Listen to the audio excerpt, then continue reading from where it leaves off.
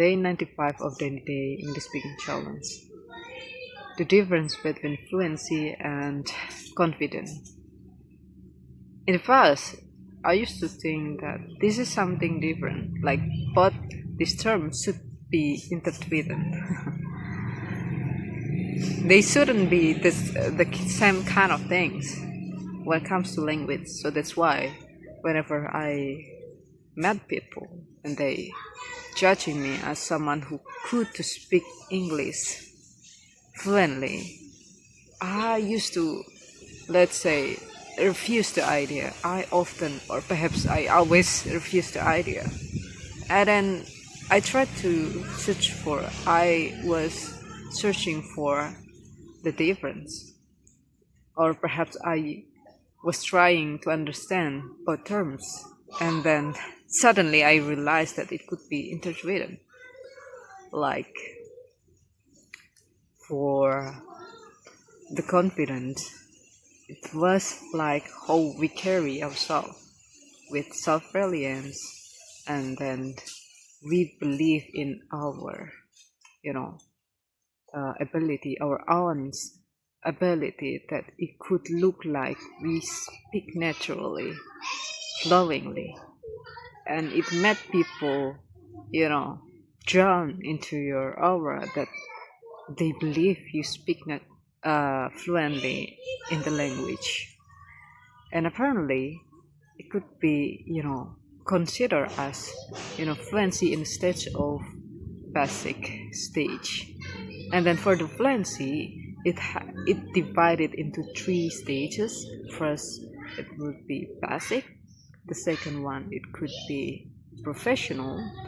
The last stage will be advanced.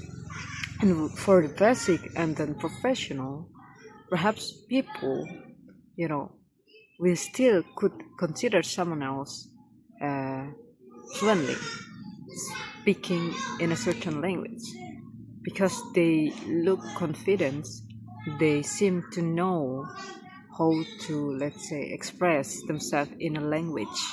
And for the basic one, it will be like this basic stage, it will be like how to make simple conversation, describe simple sentence, and know some amount of vocabularies to speak with people.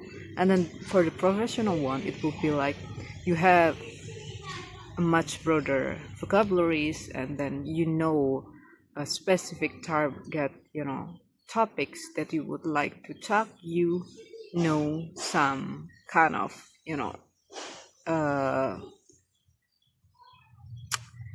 attitude, or let's say some answers to use when you are in a professional condition, like in a work condition, and your own work condition, like if you're working in a certain job, and then its vocabulary that used in that job or in a certain occasion. I believe it's like you can be considered as fluent for the professional part or professional stage. And then for the advanced, it will be like you are able to speak naturally and effortlessly, and then flowingly in any kind of situation or topics. Even for me, I believe that if you're fluent in a stage of advanced stage, it means that you could to explain something in a more easier way to the people that you are talking to.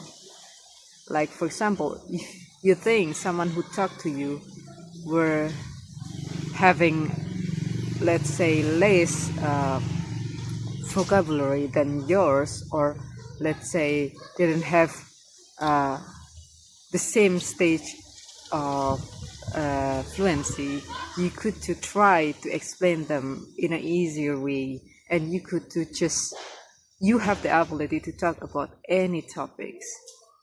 This is the stage of, I believe, C1 or C2 level could reach,